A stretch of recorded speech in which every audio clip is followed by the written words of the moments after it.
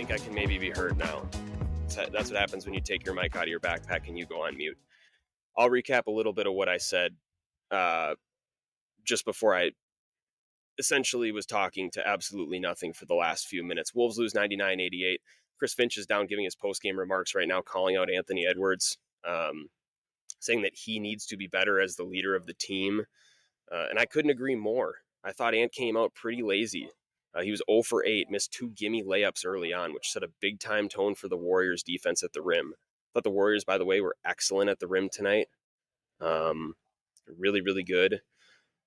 Outside of that,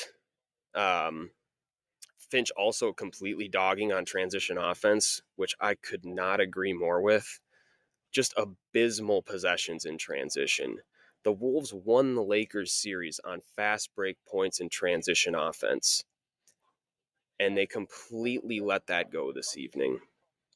The Warriors dictated the tempo of that game essentially from start to finish, outside of like the first 3 minutes of the game. Another thing that I touched on too, Draymond Green talked in the aftermath of the Houston game in Game 7 that he felt like he needed to give his team something to follow. He's the leader. He's the heartbeat of the team. And he didn't do that in the previous 2 games. This is after Game 7. Come out tonight, Rudy Gobert starts 6 points, 5 rebounds, 3 very quick offensive rebounds on Draymond. And after that, Draymond starts 4 of 5 from 3. Knocks the target center crowd kind of back on its heels a little bit, puts them on edge, throws a mean first punch at the Wolves, and they never responded. They never responded to it. They had no idea what hit him. It was clearly in their scouting report that if Draymond wants to shoot threes, he can shoot threes. There were just at least 3 of those 4 were completely unguarded, which you do live with. But at that point on, now that knowing what we know now, I mean, that's where the game is lost, right there. It's where the game is lost. I don't really think that there's much else that you can say on that. When Draymond Green starts 4 of 5 from 3, that becomes a problem. And your best player as the Wolves, as Ant starts 0 for 8 from 3, there's a mean first start. Talked a little bit about officiating too while I was on mute. So thank you all for staying with me if you've been on for the first 5 minutes and were just looking at me talk at nothing. Appreciate you guys joining. Thank you so much. And especially after a loss like this, frankly, I would just go to bed. So appreciate you hanging on and hanging around. Talking a little bit about officiating. This was an instance where I'm typically not one to bag on officiating. I think it's kind of weak and I think it's a cop-out. I think it's a cop-out tonight, specifically also to bag on officiating. However, that said, I do think it was a little bit one-sided. I think the Warriors on one end were getting by with a little bit more jersey tugging, a little bit more contact at the rim than the Wolves were. I thought there were a few touch fouls on the other end with the Wolves when they were kind of getting momentum in the third quarter that really knocked them backwards when they were maybe starting to pick themselves back up off the mat a little bit. And it did kind of feel like, even from the start when there was an officiating timeout for Buddy Hield wearing the wrong shorts, which, by the way, stop me if you've heard that one before. I mean, that was completely different. And then you have another long timeout for a shot clock reset. I mean, there were just overall game officiating errors on this one, but did feel like Golden State maybe got a little bit better end of the whistle this time around, and sometimes that happens. Is that the reason that the Wolves lost this game? Absolutely not. They're bringing down the house lights here, so sorry if the lighting gets a little bit worse. Wolves went the first half without hitting a 3. Ant went the first half 0 for 8.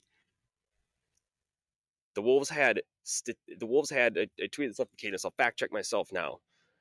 The second worst scoring half in franchise history. 1997, I believe. They put up 27. Kevin Garnett on the team. 2015, they had 33 and a half. And that was that starting 5 was something that's out of a horror movie. We all know what the mid-2010s Timberwolves were. And Tonight, they come out and score 31 in the first half.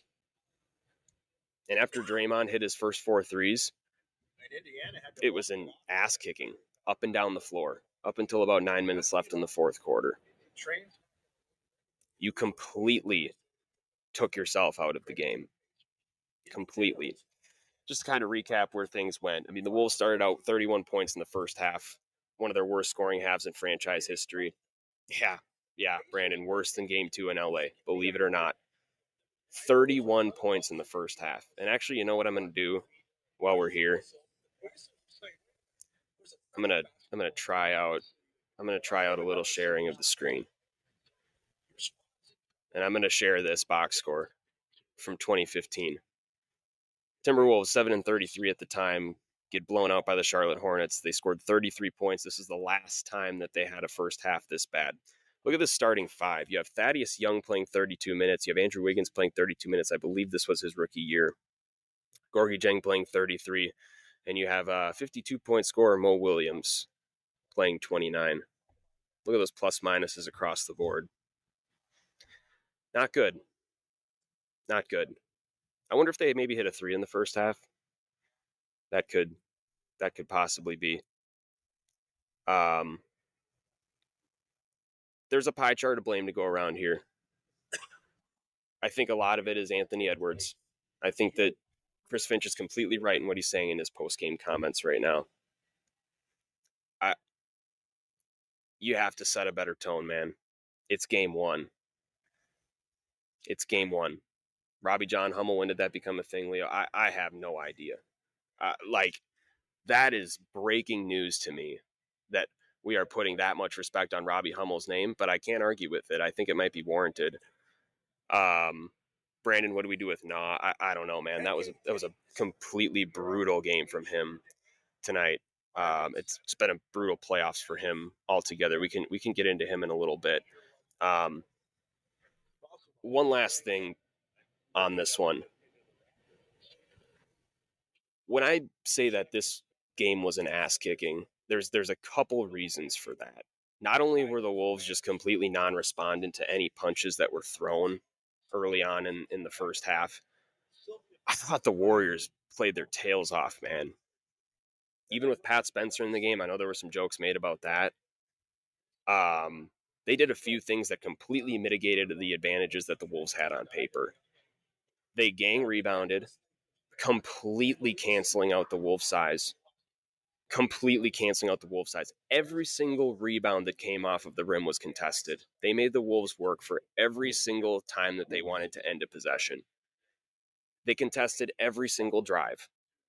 That's point 2. Every single one.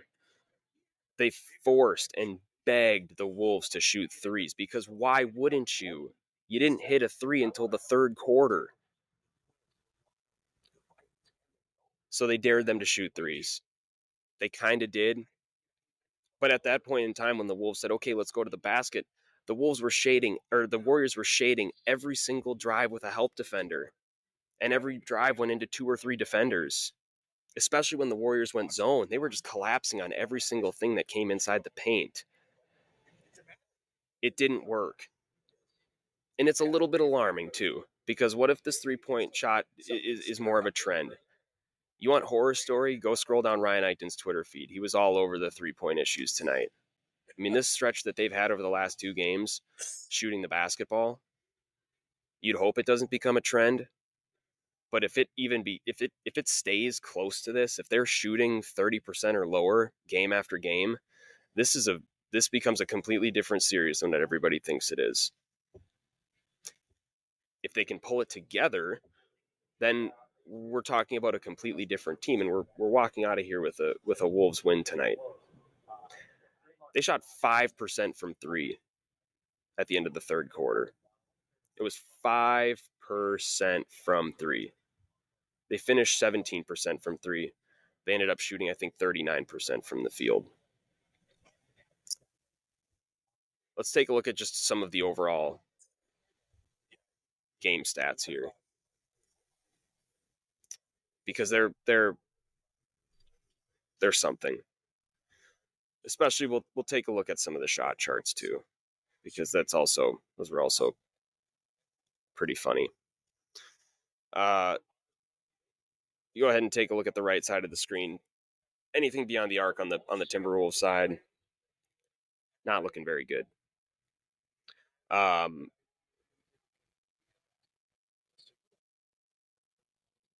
It's almost like, and frankly, and Ryan and I were talking about this in the first half. Even though they weren't hitting anything, didn't really hate them still kind of taking advantage of some of those wide open 3-pointers. I mean, at the end of the day, on paper, they're a good 3-point shooting team. So that's just not quite something that really took a massive issue with. The issue is when you completely, fall backwards afterwards, and you are clearly having the yips from beyond the arc, and you're going to the paint into 3 guys, and then it just becomes a losing battle, and you play into what the Warriors want you to. Taking a look at some of the leaders, Buddy Hield had a really nice game, specifically in the second half. I mean, he was coming off a lot of screens that the Wolves just didn't have a lot of answers for. I mean, a lot of his looks were really, really good. He finishes at 24. Ant with 23. Again, getting called out in the post-game press conference from Chris Finch, and rightfully so. He finishes with 23. He was 9 for 22 from the field. He also led the team in rebounds, which is another thing that's maybe a little bit concerning. Thought Rudy was fine tonight. He needed to be really good. He was fine. That's a problem. The other thing, too, that's really interesting to point out is points in the paint were nearly doubled up on the Wolves' end. Wolves have 52 points in the paint to the Warriors 28. That was because that's the only way that the Wolves could score tonight. And that needs to be something that needs to be watched throughout the series. Because tonight, even though the Wolves were historically bad shooting the basketball through the first 3 quarters of the basketball game, it still showed that you can dominate points in the paint against the Warriors, and it doesn't matter in the grand scheme of things if they're controlling the pace of the game. If they're getting out and running on you. Fast break points, frankly, 6 to 10. I don't really care about that stat. The pace of the game was completely controlled by Golden State. Second chance points, 14 to 13. It can't be close this series if you want to win. The Warriors are dealing with a massive size disadvantage. You cannot get negated by gang rebounding as much as you did. 14-13 second chance points. If you guys really want to, we can run down the horror story of a box score that's in existence. Hield again leads the Warriors. He was plus 22. Thought he was probably their best player. It also shouldn't take me 20 minutes into the live to talk about Steph Curry going down in the first quarter and not coming back. That's going to be a big thing for this series. If he's out, he's strained hamstring. I would imagine it's a week minimum. It would be a modern miracle of medicine if he was back sooner than that. But frankly, if the Warriors play like they did tonight, and the Wolves even shoot at an average level that they have over the last couple games, at the level that they have over the last couple games, even a little bit better, this series becomes dramatically more entertaining even without a Steph Curry. Buddy Hield's plus 22. He has 24 points. Jimmy Butler has 20 points. He was a plus 15. I thought he was fine again. I thought he was held relatively in check. Draymond Green was 4 for 10 from 3. He took 10 3-pointers, man. He took 10. All 4 of them were in the first half. So it gave the Wolves momentum. Steph played 12 minutes and then was promptly out of the game. San Diego. On the Wolves side, I mean, get ready. You're going to want to close your damn eyes when I scroll down this. Jaden McDaniels was the best offensive player, I thought, for the Wolves tonight. I thought Julius Randle was okay, but I thought Jaden was good at getting to the basket. He's kind of set the tone on that side of the ball, physicality-wise. Kind of did exactly what he did in game 3, just the Wolves lost, and it wasn't as pretty. And 9 for 22. You just can't have it. 0 for 8 in the first half. Can't have it. Dante DiVincenzo continues to struggle, 3 for 11. He was the beneficiary, or I guess the problem or the recipient of a couple pretty bad fouls, I thought, trying to get into some of the Warriors defensively, and it just didn't really work for him. And then Naz Reid. Thought Naz Reid had a fine game, especially in the fourth quarter. The Wolves did end up cutting it to 9 2 different times in the fourth. That needs to be mentioned, and I think Naz Reid was a big part of that. But it ended up not really mattering, because when you go into the fourth quarter down 20 points, your margin for error is razor thin. As a matter of fact, it doesn't exist. You need to play a perfect quarter. The Wolves almost did. Wolves almost played a great quarter. Got it down to 9 points with 6 minutes left. Had all the momentum. Got Draymond Green down to up to 5 fouls in big-time foul trouble. Let go of the rope a little bit.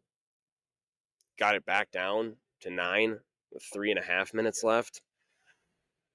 And that's where your margin of error completely screws you over. You have nothing to stand on if you can't, 9 points with 3.5 minutes left. That's about as good of a scenario, especially with 6 minutes left. That's about as good of a scenario as you could have dreamed up, given how everything went tonight. And I'm just throwing this out there. Just once again, I just talking about officiating, because there's a lot of stuff online. I've been kind of looking at Twitter over these last couple minutes, and it's kind of a hellscape when it comes to talking about the officiating. No. Yeah, Brandon, I'll put this up on the stream. That's a good point. You have a complete drought after you cut that lead to 9. I mean, they put themselves in situations late in the game where they could have pulled it off. And you want to talk about stealing a game at home, which is essentially not a thing. That would have been the definition of stealing a game at home, is if you're able to pull that out in the last few minutes. Completely uninspired game of basketball. About 5, I would say, really, if you were to divvy it out, they played probably 7 to 8 good minutes tonight as a team. 7 to 8 good minutes. And again, I credit to the Warriors, man. I mean, they played their asses off, especially after Curry went out. Felt like that kind of inspired them a little bit. It's weird. Defensively, they were really, really good. Rebounded the ball tremendously. Gang rebounded on Rudy. Gang rebounded on Randall. Made it really tough for the Wolves to end possessions. I mean, they just played a scrappy, just nose-grinding game. And they got rewarded for it. Ant finished with 14 rebounds. He led the Wolves. That shouldn't happen in a perfect world, but it did. That's kind of an issue. But it shows that the Warriors were incredibly effective in gang rebounding. Fast break points were a disaster. It's how the Wolves have won every single game so far in the playoffs. They win the fast break battle. They get the ball. They go out and run. They did neither of those things well tonight. There's one possession. I'm going to post it on Twitter when the game clips drop on the play-by-play on NBA.com. There was a fast break. I believe it was in the second quarter. Correct me if I'm wrong on this one. Julius Randle gets the ball and has a 3-on-1 fast break. I believe Draymond Green is the defender on it too. And just completely throws it out of bounds. It's a microcosm of how the fast break was tonight. Took the ball, threw it out of bounds. 3-on-1 fast break. I believe at that point too, the game was less than 10. This was early on. Threw it out of bounds. Just a microcosm of how things went. It was just mental error after mental error after mental error. And that's why you have Chris Finch downstairs right now. calling out effort and calling out number 5 for not setting the tone on that. It's pretty easy to point out. Shout out to Robbie John Hummel. I like has not left my head in the time that I've been doing this stream. Like, that was like a really good point, Leo. Like, when did that become a thing? I have no idea. Brandon, you talked a little bit about Nah in the chat. They need more from him, man. Like, they need more from him. It's really that simple. He no-showed in the Lakers series completely, which was, I think, a little bit fair at that point in time because it was just not a personnel series that was conducive to what he does. Like, he was fine defensively, but I think the Lakers had some matchups for him, and also in that series too. Like, it was frankly like it was Jaden's series. Like, that was the guy who needed to show up for the Wolves to be able to take LA down, and he did it, and it was fine. And like Nikhil no showing was completely okay. Not so much in this series. You need your guards to guard. Nikhil matches up with 80% of the players that are going to enter the game for the Warriors in this series, especially now with Steph on the bench. He strained his hamstring. He's for sure not going to be back on Thursday. Again, it's a medical miracle if he makes it. You match up with 80% of the players on the Warriors. You're what I would classify as an elite perimeter defender. You're a solid shot maker when you're open. And honestly, at the end of the season, he was developing his game kind of from the outside in. He was getting to the rim. He was able to finish and kind of catch people on pump fakes. Brian's coming up the stairs now. He was in post-game pressers. He'll give a little bit of a vibe check. But Nikhil has to come to the party, man. I mean, you cannot no-show for 2 series in a row. And this is the one that they need you. Specifically. Both ends of the floor. You got to hit open shots. You got to get to the basket. Come on in here and join me. But yeah, Brandon, really good point. Like, you just can't have this stuff from Nikhil Alexander-Walker. He's too important to just completely fall off the map. Give me a vibe check. Yeah, it was the difference in the vibe between Finch and the players. I thought was obvious. Finch was fairly frustrated with obviously their play. Not surprisingly, I'm out of breath. Yeah, if you need to catch your breath here, I can keep going for a little bit. You are. It's a lot of stairs. Yeah, Ryan's running stairs, and I mean, what can he do at this point? But Finch was fairly frustrated with how they came out. Just like he didn't like necessarily effort because like he's just like if I got to be the one to pump them up, like they're just like that just can't be the case. But he was very clearly frustrated with Ant's performance to start the game and thought not just Ant, but Ant specifically was not able to set the tone, and as well as when like the shots didn't fall, Ant was like the one who let it affect his game most, which I think we'd both say that was the case, right? Yep. Yeah, it was a completely uninspiring effort from Ant, and I'm actually, when I was reading some of the tweets here, as I think John put something out about it. It's like I'm glad that Finch said something about it because it wasn't even just Ant it wasn't even just the offense that wasn't working for Ant. Like, there were multiple blown assignments early on Curry where Ant just forgot to switch, and it was kind of a disaster class. I mean, it was both ends, inattentive on the defensive side of the ball, and then offensively just completely messed up early on in the game and kind of messed up the flow of the offense. I think too, specifically, like I was talking about it too, like officiating, yeah, it wasn't good. I'm not going to use it as a cop out for this game, but when you have 2 early stoppages like that, and a guy like Ant who like, if he comes out a certain way, he comes out a certain way.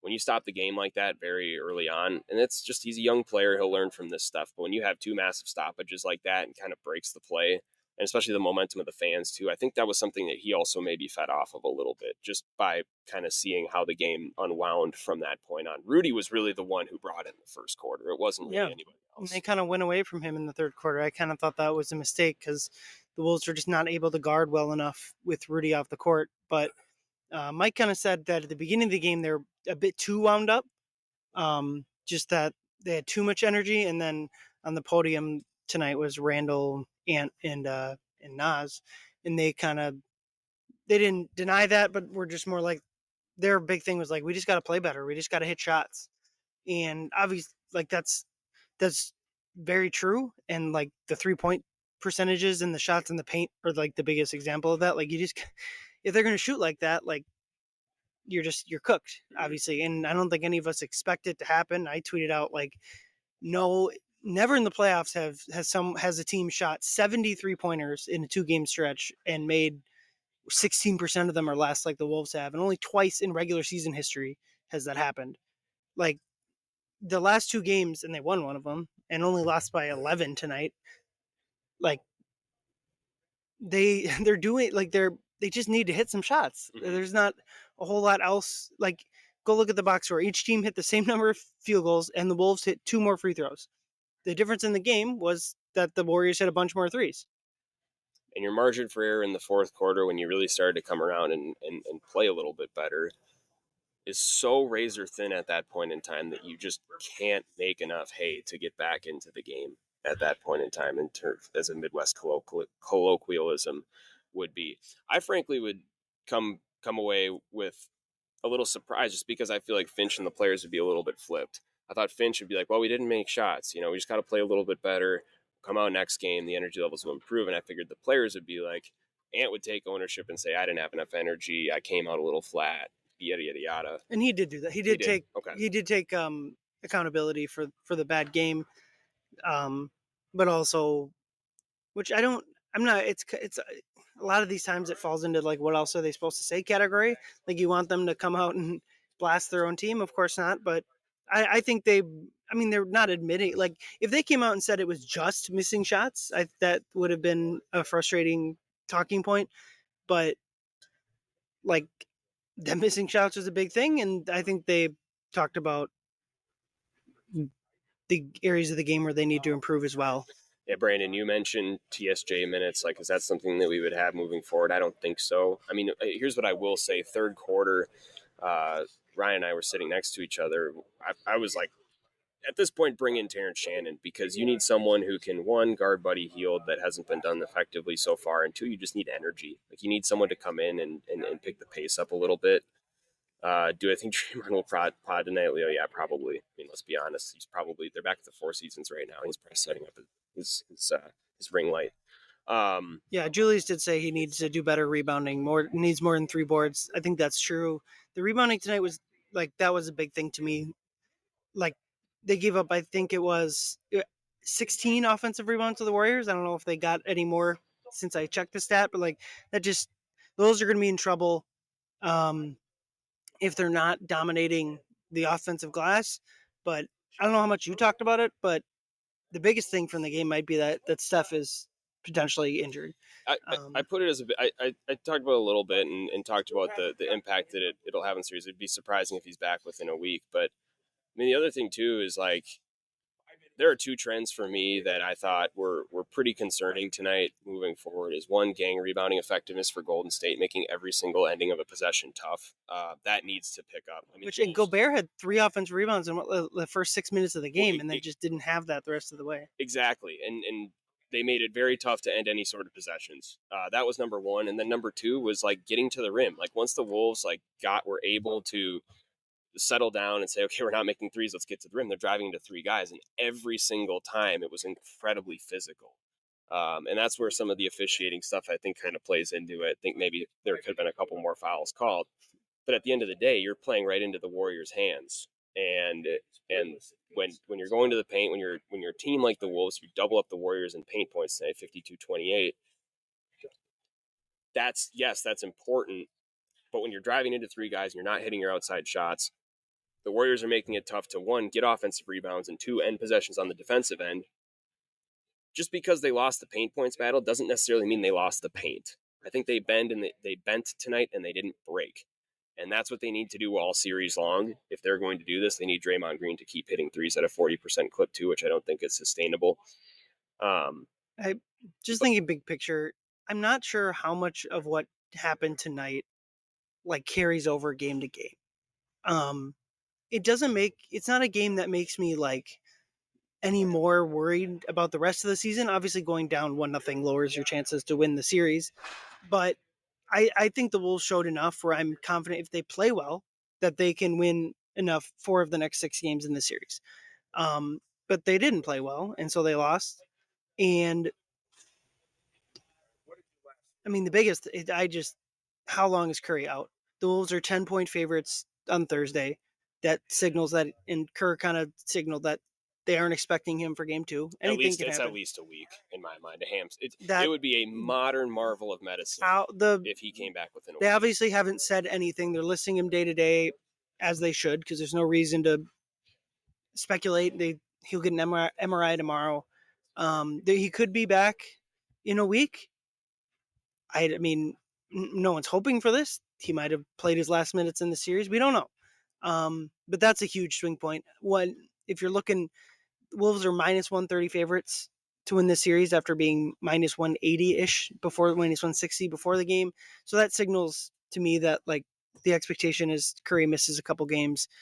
To be blunt, if Curry's missing a lot of time, if like the Wolves should win every game that Curry misses. If Curry's out for the series, then that is it is a very much so like that is a series changer. And even if he misses more than misses 2 games, that's just huge because the Wolves are going to be pretty sizable favorites. 10 points in the playoffs is as big as you get between, other than like a 1-8 series game. And if he misses game 3, they're going to be favored again. Like it's lame to talk about because like you want to see everyone healthy, but as it's Stephen Curry. Yeah, if Ant had, knock on wood, never happens, but if Ant was potentially missing a game, like we'd all be freaking out about it. It's over. Unfortunately, it's a missed opportunity for the Wolves because the Warriors buy themselves some time to potentially have their guy come back. Yep. And I think the other thing too is the Wolves have to find a way to solve that defense that the Warriors put together between both their zone and kind of the shading that they were doing on drives and then on the kick out, scrambling super well to the ball. I mean, the Warriors were flying around defensively. Yeah, like that's what stood out to me is like, this is not the Lakers. This is a much better defensive team. I don't know if they're like the number one defense they've been since they traded for Jimmy. I don't know if they're that good, but they're certainly one of the better defenses left in the playoffs. And that'll be the biggest thing to watch for game 2, even if Curry is out, is like you said, what can the Wolves do against their defense? Because that's gonna Curry out, that's gonna stick. Even with no Curry, you have to solve for that because the Warriors hit enough shots where they can steal another game or they can take it. It is not out of the question to take it to 7 games without Steph Curry if they play the way they played tonight defensively. I mean, they were taking away paint points. They were contesting 3-pointers. And for a team that, frankly, does not have a lot of confidence shooting the basketball right now, that's enough to at least give you a little something heading into game 2, even though the Wolves are 10-point favorites. And frankly, if I was a betting man on my own teams, I would take that. I mean, teams like we saw this in the Lakers series. Home teams that lose game 1, their win percentage in game 2 is incredibly high. It's high. I mean, it's a multiple factors of if you're playing game 2 at home, you're theoretically the better team. It's just the natural, the away team gets 1 and they relax a little bit. There's a lot of reasons for that, but yeah, it would certainly be a game that, I mean, spoiler, I'm going to tweet this out on Thursday. There isn't such thing as a must-win game 2. But damn it, if the Wolves really gotta win game 2. It's a must-win game 2. Solve the defense, move around a little bit, hit some shots. I think that has to be the keys for game 2. Wolves look like 10-point favorites, and they will be back here at Target Center Thursday night, 7:30. It's going to be another sold-out crowd. The crowd was really good tonight until Draymond hit 4 threes, and they got maybe knocked back on their heels a little bit. Fourth quarter, they came right back alive, and the Wolves just couldn't quite get it done. Lots to look at tonight. Just really an all-around unfortunate loss. Just you can't quite pull it out when you get it to 9 in the fourth quarter, and you fell behind early on and just couldn't climb out of the hole that you put yourself in. For now, I'm Andrew. It's Ryan. We will be back. We will stream after game 2 on Thursday. We'll have a recap out on the site. Thank you all for tuning in. Definitely appreciate it. We'll see you next time. Go Wolves. Hey, you.